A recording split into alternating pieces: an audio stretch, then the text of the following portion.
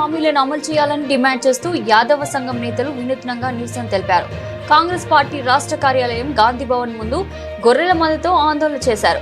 ఎన్నికల హామీలను వెంటనే అమలు చేయాలని, కేబినెట్ లో యాదవ్ వర్గానికి ప్రాతినిధ్యం కల్పించాలని నినాదాలు చేశారు.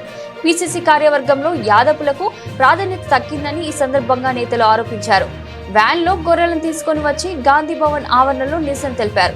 అనంతరం గొర్రెలను గాంధీ భవన్ లోపలికి పంపించేందుకు ప్రయత్నించగా భద్రతా సిబ్బంది అడ్డుకున్నారు. ఈ క్రమంలో పోలీసులు గొల్లకురుమల నేతల మధ్య స్వల్ప వాగ్వాదం చోటు చేసుకుంది.